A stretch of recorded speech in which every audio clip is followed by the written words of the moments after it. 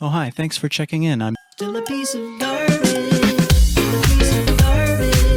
Still a piece of, still a piece of, still a piece of garbage. Still a piece of, still a piece of, still a piece of garbage. When it comes to My Hero Academia as of recently, it is very common to hear criticism being made on the animation aspect of the ongoing season. And as a result, you'll commonly hear comments being made along the lines of how the anime does not live up to the standards set by the manga. And because of this, I'd say there is a very clear divide in the community where one side, you have the people who mainly consume this story through the manga, and those like myself who mainly consume it through the anime. Now, considering the fact that I am mainly an anime watcher, my personal thoughts on this type of criticism that is commonly brought up by manga readers in particular is, I can honestly understand where y'all be coming from. Sometimes.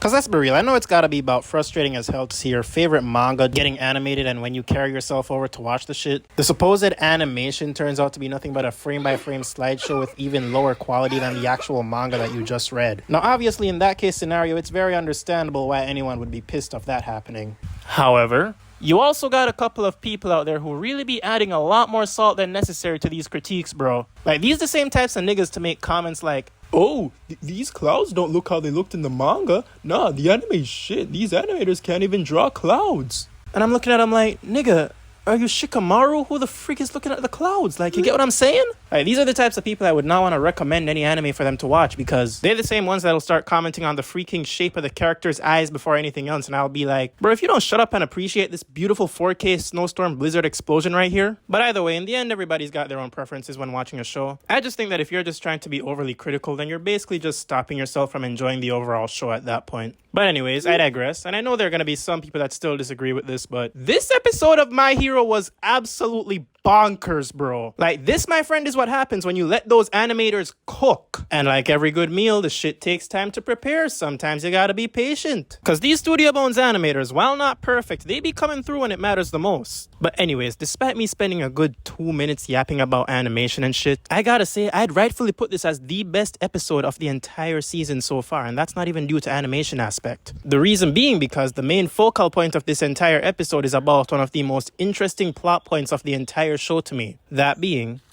the Todoroki family drama. Now, first off, let me start this off by saying that this man Dabi is a masterclass Crashout, bro. And I am convinced that this man is just a prodigy when it comes to this shit. Cause the concept of hating in anime is nothing new to me. I mean, we've seen the lengths that some niggas go in anime to get rid of their ops. Yeah, y'all get the point. It's just the way this man was so dead focused on crashing out and causing nothing but problems for this man Endeavor, to the point where the only words this man could utter from his mouth were hate, die, and the names of his family members. And that's not even a stretch of exaggeration, bruh. Like, you gotta have a level of screws loose to completely disregard your own physical well-being for the sake of ruining another man's life and all those who are connected to him, like this man Dabi. And I'ma be honest, I know some of y'all might just be some Dabis under the quiet for real. Like, maybe y'all won't go so far as to burn yourselves to death, because we still gotta follow the laws of biology and physics in real life at the end of the day. And unlike Dabi, most of us would still feel our skin getting toasted to tar. But let somebody cross them hard enough, and I guarantee you there is that one person who will dedicate the rest of their life trying to get back at the niggas who wronged them. But hey, I'ma leave that to those of you who got the excess energy to do all of that shit. Cause I'ma let y'all know right now, I do not enjoy meat enough to be holding no beef with nobody, fam. And no, I will not be pausing that shit, for I will remain in my bed, calm, cool, and collected, forgetting my enemies even existed.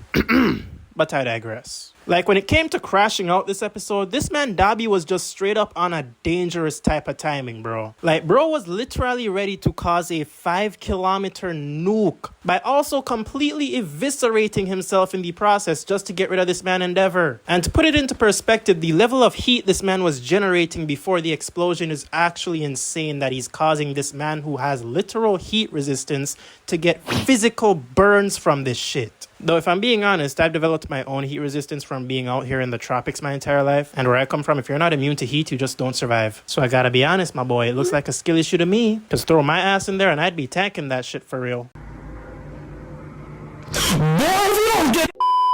But at this point in the video, jokes aside, this man Dabi went out sad as hell for real. Because while he is in the process of pressing Endeavor, we see that he manages to unlock his mother's ice quirk after all these years. Bruh, I can't lie, when I saw this scene, I could not help but just feel sorry for bro. Because when you really look at it, the literal reason this man even went through all the shit that he went through was because he wasn't born with his mother's quirk to balance out the crazy heat he'd be generating. And it really took this man roasting himself to the point of looking like something out of Fire Force to finally unlock that ability. Like, this man Dabi was really the prodigal child of the Todoroki family for real, and it took bro damn near offing himself past the point of recovery to unlock his full potential. Like, bro, if that shit ain't sad, I don't know what is. But in order to stop bro from spontaneously combusting, the entire Todoroki family pulls up to help out. But sadly, the ice quirks of his family aren't anywhere near enough to cool bro off. He's literally a step below becoming a nuclear bomb at this point. But however, just when bro was ready to explode, this man Todoroki pulls up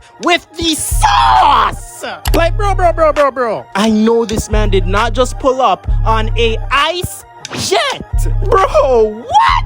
Nah, I need to know who was in the drawing room coming up with this creative shit. I don't know about y'all, and I might damn well have some crazy recency bias, but this might unironically be the coldest pull-up I have ever seen in an anime. Like, this man Todoroki really said sometimes you gotta pop out and what? Well, what you gonna do? Yeah, you can dress, but you still ain't cute.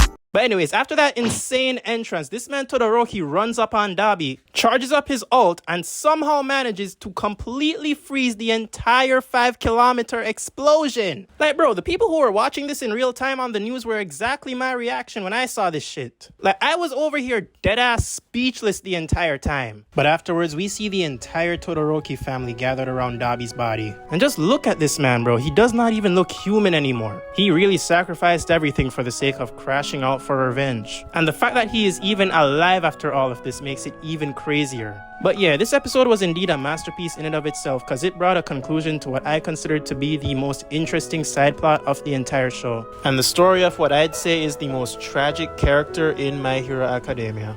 But yeah, that's it from me guys, and I'll see y'all in the next one.